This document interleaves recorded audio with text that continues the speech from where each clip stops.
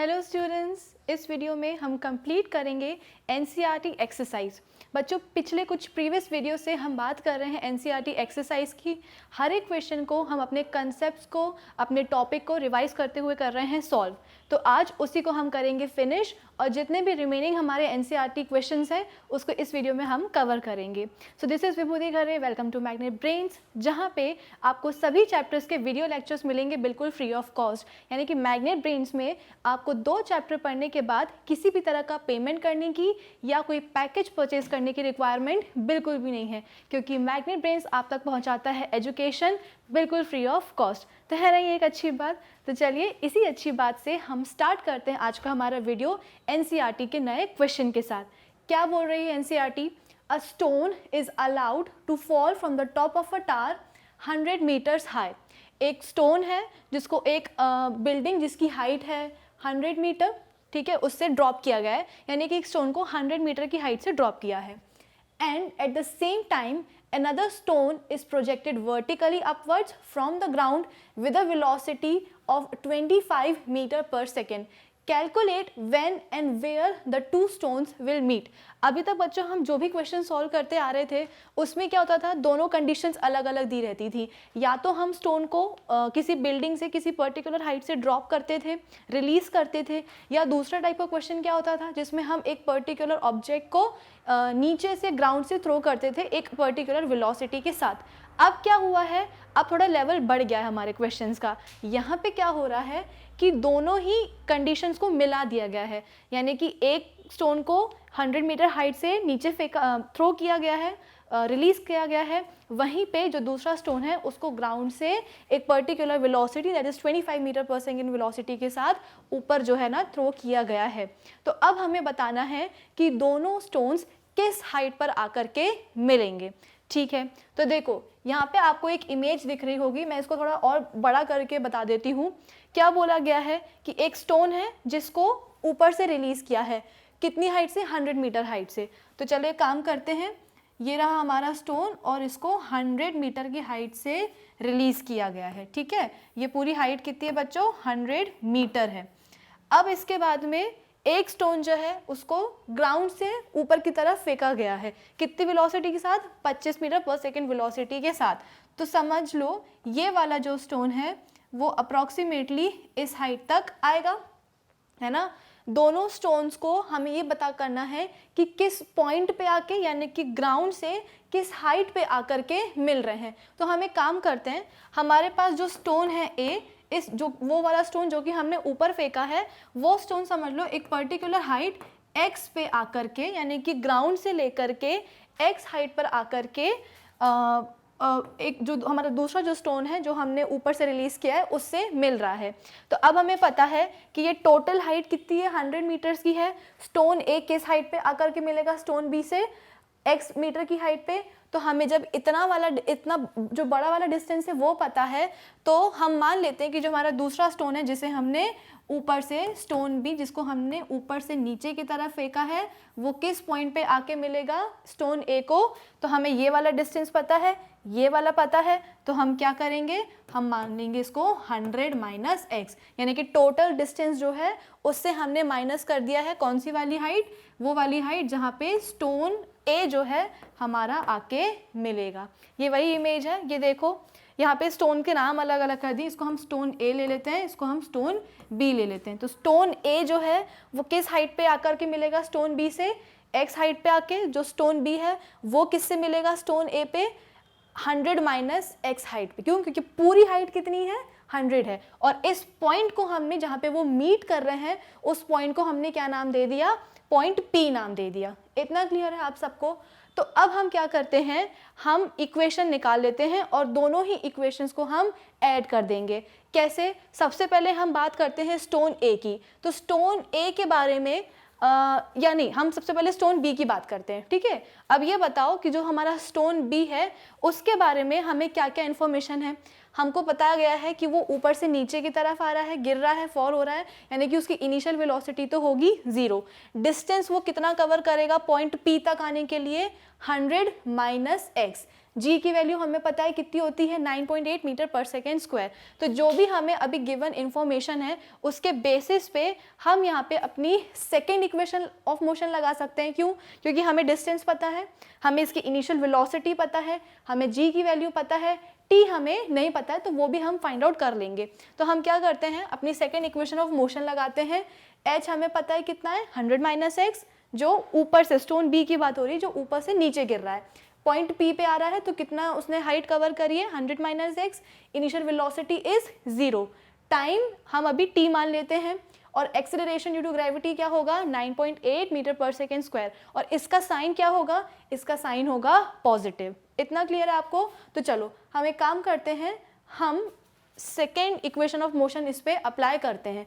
तो क्या होगा, हाइट की जगह हम रख देंगे 100 minus x is equals to initial velocity उसकी कितनी थी, जो स्टोन हमने ऊपर से ड्रॉप किया है, रिलीज किया है, उसकी है 0 into 2 plus half an 9.8 into t square. ठीक है, अब हमें पता है इनिशियल वेलोसिटी 0 है, तो ये वाला टर्म जो है हमारा कितना होने वाला है, 0 होने वाला है। तो यहाँ पे क्या आई इक्वेशन, ये आ गई हमारी equation number 1, that is 100 minus x is equals to 4.9 into t square. ये 4.9 कैसे आया है, 9.8 को ये जो 1/2 से हम मल्टीप्लाई कर रहे थे, तो ये 2 से डिवाइड होकर के कितना आया है 4.9। तो ये आ गई हमारी फर्स्ट इक्वेशन। अब इसी तरह से हम सेकेंड इक्वेशन भी निकालते हैं। सेकेंड इक्वेशन किसकी होगी, वो स्टोन ए की होगी, जिसको हमने ग्राउंड से 25 मीटर पर सेकेंड की स्पीड के साथ ऊपर थ्रो किया है, तो वो पॉइंट पी पे आकर के स्टोन बी के साथ मिलेगा। तो उसमें भी हमको क्या क्या दिया है, उसने जो हाइट है वो कितनी कवर करी है, इधर देख लीजिए, जो स्टोन हमारा ए है उसने कितनी हाइट कवर करी पी पॉइंट तक आने के लिए, एक्स। तो हाइट हमें पता है, जी की वैल्यू कितनी होगी 9.8 मीटर पर सेकेंड स्क्वायर, लेकिन ऊपर की तरफ हम उसको थ्रो कर रहे हैं, तो साइन कौन सा आएगा, माइनस आएगा। टाइम को हम अभी टी ही लेते हैं, और इनिशियल वेलोसिटी उसकी कितनी दी गई है 25 मीटर पर सेकेंड। तो इसके लिए भी हम क्या करते हैं, हमारी सेकेंड इक्वेशन ऑफ मोशन हम अप्लाई कर सकते हैं on the basis of given information, और वही हम निकालते हैं, उसमें अपनी सारी वैल्यूज पुट कर लेते हैं। तो एस इज इक्वल्स टू, इसको आप एच ले लो, H is equals to u t plus half g t square. तो h यहाँ पे कितना है, h है यहाँ पे x is equals to initial velocity कितनी है 25 इंटू टी, टी को अभी हमने क्या लिया है, टाइम को हमने अभी टी ही लिया है, उसकी कोई हमें वैल्यू नहीं दी गई है, इसलिए हमने टाइम को टी ही लिया है, प्लस हाफ। अब यहाँ पे g की वैल्यू कितनी लेंगे हम, -9.8 इंटू टी स्क्वायर। ठीक है, तो ये हम जब इक्वेशन सॉल्व करेंगे तो हमारे पास इक्वेशन क्या आएगी, x is equals to 25 into two t क्या हो जाएगा 25t minus again 9.8 divide by 2 कर दिया है, तो ये कितना हो जाएगा -4.9 टी स्क्वायर। ये क्या आएगी हमारी इक्वेशन नंबर 2। अब हम दोनों इक्वेशन को, ये जो हमारी इक्वेशन 1 है और ये जो हमारी इक्वेशन 2 है, इसको हम कर देंगे ऐड। ठीक है, तो चलो यहीं पे ऐड कर देते हैं। तो ये कितना हो जाएगा, ये हो जाएगा हमारा 100 माइनस एक्स, ये हो गया क्या, मतलब LHS को LHS के साथ ऐड करेंगे और RHS को RHS के साथ ऐड करेंगे। तो फर्स्ट इक्वेशन में LHS क्या है 100 माइनस एक्स, दूसरी इक्वेशन में LHS क्या है x, तो 100 माइनस एक्स प्लस एक्स, ये हो गया क्या LHS हमने ऐड कर दिया। अब हम बात करते हैं RHS की। फर्स्ट इक्वेशन में RHS क्या है भाई, फर्स्ट इक्वेशन में RHS 4.9 टी स्क्वायर। फिर सेकेंड इक्वेशन में RHS क्या है 25t माइनस 4.9 टी स्क्वायर।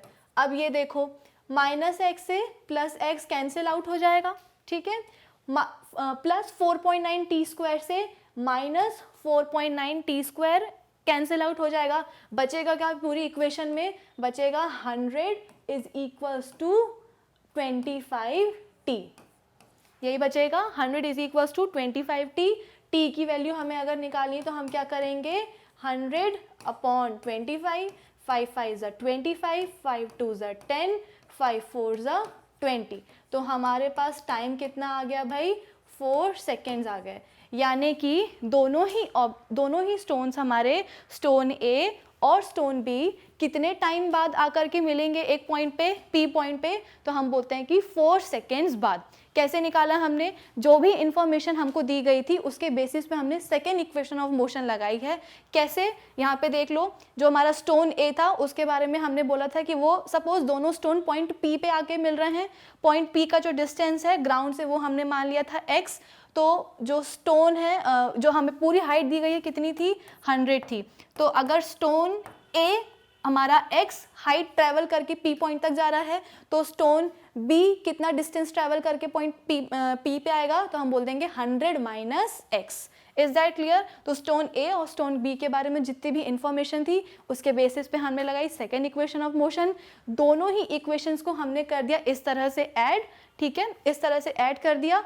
फिर इस LHS को LHS के साथ, RHS को RHS के साथ, क्या मिलेगा हमको, हमें मिलेगा 100 इज इक्वल टू 25 t की वैल्यू निकालने के लिए हम 100/25 कर देंगे, आंसर आ जाएगा हमारा 4 सेकेंड्स। इतना क्लियर है आप सबको? चलो अब पूछा क्या गया था, एक बार क्वेश्चन देख लेते हैं। पहले पूछा हमसे ये गया था, calculate when and where the 2 stones will meet. तो व्हेन तो हमने बता दिया कि भाई 4 सेकेंड्स बाद वो लोग मिल रहे हैं। अब हमसे बोला गया है कि किस पॉइंट पे यानी कि किस डिस्टेंस पे मिल रहे हैं, तो उसको निकालने के लिए हम क्या करेंगे, हमारे पास जो t की वैल्यू आई है उसको हम दोनों में किसी भी इक्वेशन के साथ, हमने जो 2 इक्वेशंस बनाई थी उसमें से किसी भी इक्वेशन में t की वैल्यू हम रख देंगे। तो हमने यहाँ पे क्या किया है, इक्वेशन 1 हमने ली है, that is 100 minus x is equals to 4.9 t²। इसमें हम क्या रख देंगे, 4 की वैल्यू रख देंगे, तो 100 minus x is equals to 4.9 into 4 square लेंगे क्योंकि t स्क्वायर है, तो 4 इंटू 4 16। तो इस तरह से हमारी x की वैल्यू कितनी आ जाएगी, 21.6, यानी कि ग्राउंड से 21.6 मीटर की हाइट पे आकर के दोनों स्टोन्स मीट होंगे। ठीक है, तो ग्राउंड से लेकर के ये जो पॉइंट P है इधर तक का डिस्टेंस कितना हो गया, 21.6 मीटर। तो व्हेन बता दिया, 4 सेकेंड्स बाद, किस पॉइंट पे, तो आप बोलोगे 21.6 मीटर की हाइट से, कहाँ से, ग्राउंड से। तो आई होप आपको ये क्वेश्चन क्लियर हुआ हो। हमने कहाँ से स्टार्ट किया था, जो भी इंफॉर्मेशन गिवन थी दोनों ही हमने बस एक चीज़ अज्यूम करके चले थे हम कि भाई टोटल डिस्टेंस 100 है, तो सपोज P पॉइंट पे दोनों स्टोन मिल रहे हैं, ग्राउंड से P तक का डिस्टेंस है कितना, x, तो ऊपर वाला स्टोन जो हमारा स्टोन B था वो कितना डिस्टेंस ट्रेवल करके आएगा पॉइंट P पे, तो 100 माइनस x। बस इस चीज़ को हमने अज्यूम किया था, बाकी टाइम हमको गिवन नहीं था तो हमने टाइम को t ही लिया था। दोनों पे सेकेंड इक्वेशन ऑफ मोशन लगाई थी, दोनों को ऐड कर दिया, LHS को LHS के साथ, RHS को RHS के साथ, तो हमारे पास टाइम आ गया 4 सेकेंड्स कि भाई 4 सेकेंड्स के बाद ये लोग P पॉइंट पे मिलेंगे। लेकिन कितना डिस्टेंस ट्रैवल करके जाएंगे ग्राउंड से, तो हमने कोई भी इक्वेशन आप ले सकते थे, इक्वेशन 1 या इक्वेशन 2, हमने इक्वेशन 1 रखी है और उसमें हमने t की वैल्यू पुट कर दी, तो हमारे पास आंसर आ गया 21.6 मीटर्स फ्रॉम हाइट पे, from the ground point P पे ये दोनों स्टोन्स मीट करेंगे। इतना क्लियर है आप सबको? चलिए अब आई होप आपको ये वाला क्वेश्चन क्लियर हुआ हो। अब हम बात करते हैं नेक्स्ट क्वेश्चन की। नेक्स्ट क्वेश्चन क्या है, in what direction does the buoyant force on the object acts on an object immersed in a liquid। तो बेसिकली यहाँ पे हमसे पूछा जा रहा है कि एक पर्टिकुलर ऑब्जेक्ट है, ठीक है, और उसको एक लिक्विड में इमर्स किया गया है, तो बॉयंट फोर्स किस डायरेक्शन में लगेगा।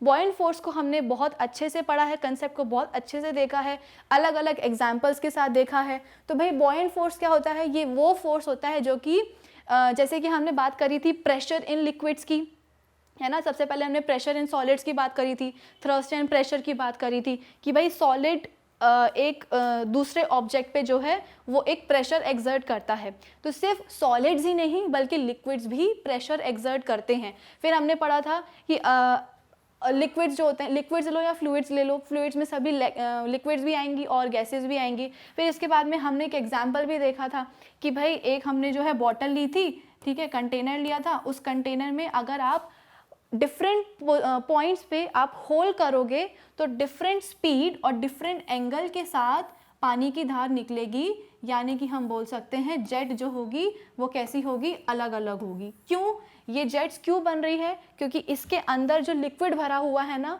वो क्या करता है, प्रेशर एक्सर्ट करता है, ठीक है। और लिक्विड का सबसे ज़्यादा प्रेशर कहाँ होता है, कंटेनर की बॉटम में होता है। क्यों, क्योंकि कंटेनर की बॉटम में जो लेयर आती है लिक्विड की, उसके ऊपर जो बाकी लेयर्स हैं लिक्विड की उनका भी वेट आ जाता है। इसलिए अगर कोई आपसे पूछे कि भाई लिक्विड्स का प्रेशर सबसे ज़्यादा कहाँ होगा कंटेनर पे, तो आप बोलोगे कि भाई बॉटम में, कंटेनर के बॉटम में प्रेशर सबसे ज़्यादा होता है।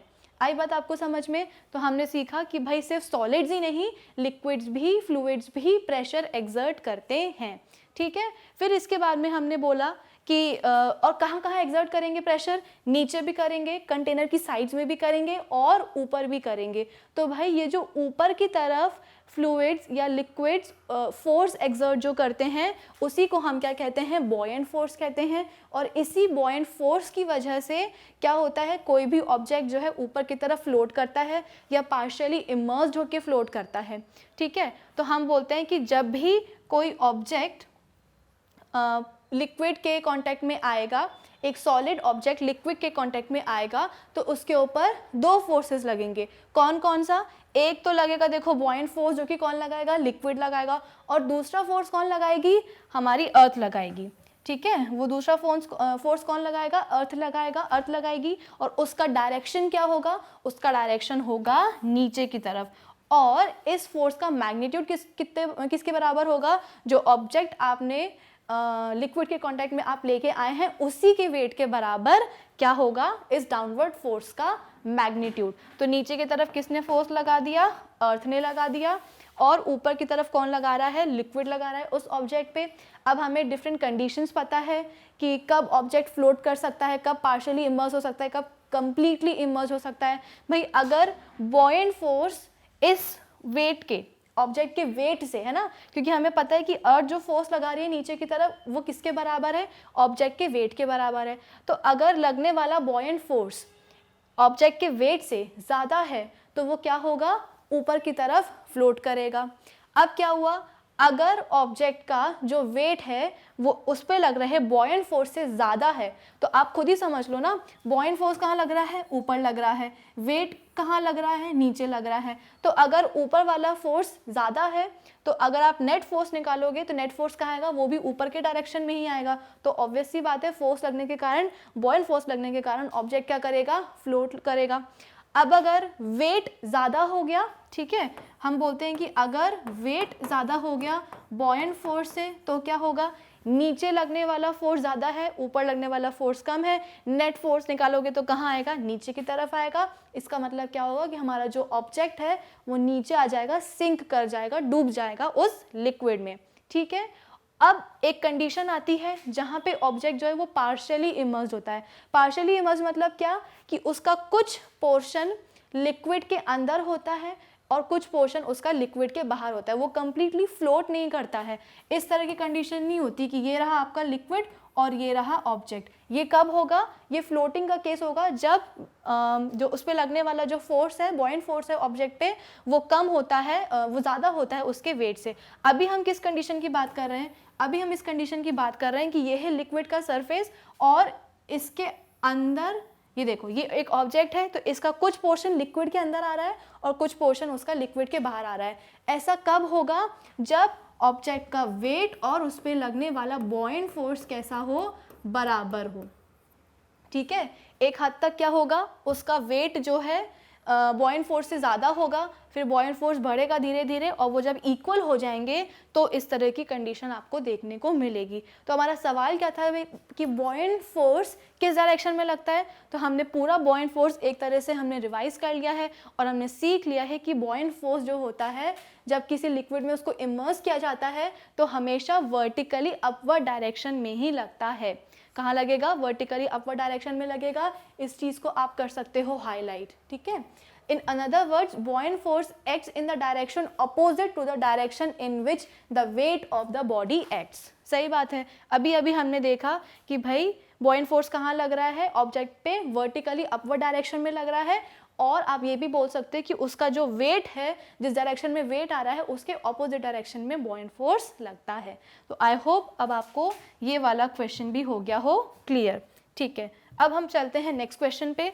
नेक्स्ट क्वेश्चन क्या है, why does a block of plastic released under water comes up to the surface of water.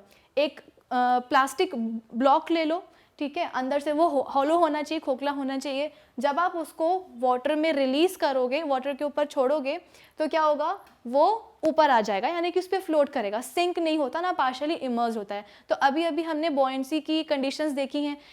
एक ऑब्जेक्ट लिक्विड के ऊपर फ्लोट कब करेगा, जब उसका वेट कैसा हो, कम हो उस पे लगने वाले बॉयंट फोर्स से। नीचे लग रहा वेट कैसा है, कम है, ठीक है, और ऊपर लग रहा फोर्स कैसा है, बहुत ज़्यादा है। तो नीचे फोर्स लग रहा है कम, ऊपर लग रहा है ज़्यादा, नेट फोर्स निकालोगे तो कहाँ आएगा डायरेक्शन, फोर्स का ऊपर की तरफ आएगा। इसीलिए बॉयंट फोर्स के कारण वो ऊपर की तरफ आ जाता है। आप कोशिश भी कर सकते हो उसको अंदर पुश करने की, ठीक है, आप एक एक्सटर्नल फोर्स अप्लाई करो और उस प्लास्टिक ब्लॉक को जो है पानी के अंदर धकेलने की कोशिश करो, पुश करने की कोशिश करो। लेकिन जैसे ही आप अपना एक्सटर्नल फोर्स हटाओगे ना, वो फिर से ऊपर आ जाएगा। क्यों आ जाएगा, क्योंकि अब उस पर कोई एक्सटर्नल फोर्स नहीं लग रहा है, उस पर सिर्फ दो फोर्स लग रहे हैं। कौन कौन से, एक तो उसका खुद का वेट अर्थ की ग्रेविटी के कारण, और दूसरा जो कि वाटर लगा रहा है उस पर बॉयंट फोर्स। तो एक्सटर्नल फोर्स हट गया, कौन कौन से लगे, वेट और बॉयंट फोर्स। बॉयंट फोर्स कैसा था, ज़्यादा था उसके वेट से, इसलिए वो ऊपर की तरफ फ्लोट करते हुए आ गया, और ऊपर ही फ्लोट करेगा, उसके अंदर सिंक या पार्शियली इमर्स्ड नहीं होगा। Is that clear. चलो ये वाला क्वेश्चन भी आई होप आपको क्लियर हुआ हो। अब नेक्स्ट क्वेश्चन क्या है, the volume of 50 gram of substance is 20 centimetre cube. If the density of water is 1 gram centimetre per cube, will the substance float और सिंक। हमको सिंकिंग की कंडीशन पता है कि अगर किसी ऑब्जेक्ट को वाटर के कांटेक्ट में लाया गया है, वाटर के कंटेनर के अंदर लाया गया है, तो अगर उसकी डेंसिटी वाटर की डेंसिटी से ज़्यादा होती है, ठीक है, हम यहाँ पे ले लेते हैं डेंसिटी ऑफ ऑब्जेक्ट। अगर डेंसिटी ऑफ वाटर से कैसी होती हो, ज़्यादा होगी, तो वो क्या कर जाएगा, सिंक कर जाएगा।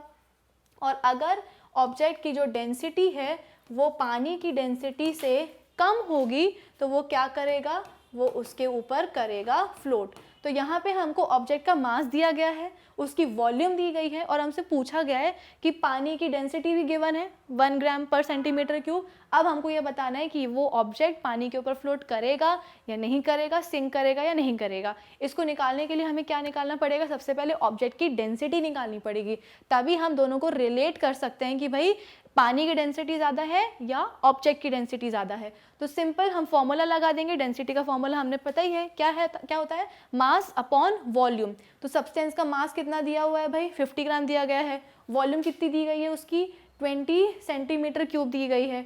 आप फॉर्मूला लगा देंगे 50 ग्राम बाय 20 सेंटीमीटर क्यूब कर देंगे, आंसर आ जाएगा कितना, 2.5 ग्राम पर सेंटीमीटर क्यूब। अब ज़रा वाटर की डेंसिटी देखो कितनी दी गई है, 1 ग्राम पर सेंटीमीटर क्यूब दी गई है। तो हमको दिख ही रहा है कि भाई ऑब्जेक्ट की जो डेंसिटी है वो है 2.5 ग्राम पर सेंटीमीटर क्यूब, और पानी की कितनी है, 1 ग्राम सेंटीमीटर पर क्यूब, ठीक है। तो किसकी डेंसिटी ज़्यादा है, ऑब्जेक्ट की डेंसिटी ज़्यादा है, और हमें पता है कि जब ऑब्जेक्ट की डेंसिटी ज़्यादा होती है तो वो क्या कर जाता है, पानी में सिंक कर जाता है। आई होप ये आपको क्लियर हुआ हो। सिंकिंग की और फ्लोटेशन की कुछ कंडीशंस होती हैं कि अगर कोई ऑब्जेक्ट जिस भी लिक्विड के पानी के कांटेक्ट में आया है, तो अगर उसकी डेंसिटी पानी की डेंसिटी से ज़्यादा हुई तो वो सिंक कर जाएगा, अगर कम हुई तो वो फ्लोट करेगा। यहाँ पे हमको सारी वैल्यूज़ गिवन थी, सब्सटेंस का मास दिया गया था, उसकी वॉल्यूम दी गई थी, तो हमने सिंपली डेंसिटी का फॉर्मूला लगाया और उसकी डेंसिटी हमने कैलकुलेट कर ली। हमको वाटर की डेंसिटी गिवन थी, दोनों ही डेंसिटीज़ को हमने कंपेयर किया और ये देखा, ये ऑब्जर्व किया कि भाई ऑब्जेक्ट की डेंसिटी है पानी से ज़्यादा, तो ये वाली कंडीशंस हो जाएगी फुलफिल, और इसीलिए हमारा ऑब्जेक्ट जो है पानी में सिंक कर जाएगा, उसमें डूब जाएगा। ठीक है, तो ये वाला क्वेश्चन भी हमने करा है सॉल्व।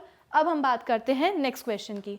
नेक्स्ट क्वेश्चन क्या है, the volume of a 50 gram sealed packet is 350 centimeter cube. Will the packet float or sink in the water if the density of water is 1 gram centimeter per cube? What will be the mass of the water displaced by this packets. तो यहाँ पे हमको क्या बोला गया है, यहाँ पे भी सबसे पहले हमको वो क्वेश्चन पूछा गया है कि भाई ऑब्जेक्ट जो है, वो जो पैकेट है, सील्ड पैकेट है, वो वाटर में फ्लोट करेगा या सिंक करेगा। तो यहाँ पे भी हमको उस पैकेट का मास दिया गया है, उसकी वॉल्यूम दी गई है। तो हम क्या करेंगे, सबसे पहले डेंसिटी का फॉर्मूला लगा देंगे, मास अपॉन वॉल्यूम। ये 500 ग्राम है, ओके 500 ग्राम है। तो इस हिसाब से हमारी जो पैकेट की जो डेंसिटी है, फॉर्मूला लगा दिया मास बाय वॉल्यूम का, तो डेंसिटी आ गई कितनी, 1.42 ग्राम पर सेंटीमीटर क्यूब। अब ये जो डेंसिटी है, ये आप देख लो पानी की डेंसिटी से ज़्यादा है। पानी की डेंसिटी कितनी दी गई है, हमको दी गई है 1 ग्राम सेंटीमीटर पर क्यूब। तो फिर से पैकेट की जो डेंसिटी है वो पानी की डेंसिटी से हुई ज़्यादा, जिसके कारण क्या होगा, हमारा जो पैकेट है वो वाटर में सिंक कर जाएगा, उसमें जाके डूब जाएगा। फिर हमसे पूछा है कि what will be the mass of the water displaced by the packet. अब ये तो हमको पता है कि कितने मास का वाटर डिस्प्लेस होता है, तो जितना कि उस ऑब्जेक्ट का वॉल्यूम हो। ठीक है, ऑब्जेक्ट का वॉल्यूम कितना है भाई, 350 सेंटीमीटर पर क्यूब है उस पैकेट की वॉल्यूम। तो मास कितना वो डिस्प्लेस करेगा वाटर का, तो हम बोल देते हैं 350 ग्राम। ठीक है, 350 ग्राम का मास जो है वो वाटर डिस्प्लेस करेगा वो पर्टिकुलर पैकेट, जिसकी खुद की वॉल्यूम कितनी थी, 350 सेंटीमीटर क्यूब। इसको आप निकाल भी सकते हैं, कैसे कैलकुलेट कर सकते हैं, इधर देखिए। नाउ डेंसिटी ऑफ वाटर कितनी है, डेंसिटी ऑफ वाटर हमें गिवन है, मास कितना दिया गया है उसका वो तो हमें निकालना ही है, और वॉल्यूम कितनी दी गई है वाटर की, 350 है ना। फिर इसके बाद में mass of water is equals to 1 into 350, that is 350 gram. तो इस तरह से हम बिना कैलकुलेशन के भी निकाल सकते हैं कि भाई कितना मास वो वाटर का डिस्प्लेस करेगा ऑब्जेक्ट, जितनी उसकी वॉल्यूम होगी। वॉल्यूम कितनी थी, 350 सेंटीमीटर क्यूब थी, तो कितना मास वो डिस्प्लेस करेगा वाटर का, 350 ग्राम्स। तो इसी के साथ हमारी एनसीईआरटी एक्सरसाइज होती है कंप्लीट। ये लास्ट क्वेश्चन था, और इसी के साथ हमारा चैप्टर भी होता है कंप्लीट, यानी कि ग्रेविटेशन चैप्टर भी हमने कर लिया है फिनिश। अब बारी आती है हमारे चैप्टर 4 की, जो कि है वर्क, पावर एंड एनर्जी। तो उसको हम स्टार्ट करेंगे हमारे नेक्स्ट वीडियो में। उसमें हम देखेंगे कि सबसे पहले कौन कौन से टॉपिक्स हैं जो हमें उस चैप्टर में करने हैं कवर। तो इस वीडियो के लिए इतना ही। इसमें हमने कवर किया है अपना पूरा चैप्टर ग्रेविटेशन। आई होप आपने इस ग्रेविटेशन की जर्नी को अच्छी तरह से एंजॉय किया होगा। तो इसी तरह से और एनर्जी के साथ हम एंजॉय करेंगे हमारा second last chapter work, power and energy. तो बच्चों, आप लोग को विजिट करना है हमारी ऑफिशियल वेबसाइट magnetbrains.com, जहाँ पे आपको सभी चैप्टर के जो वीडियो लेक्चर्स हैं वो एक अरेंज्ड मैनर में मिलेंगे, प्लेलिस्ट में मिलेंगे, और साथ ही साथ वहाँ पे आपको चैप्टर्स के नोट्स भी प्रोवाइड किए जाएंगे। So people do visit our official website, keep learning with Magnet Brains. Thank you for watching.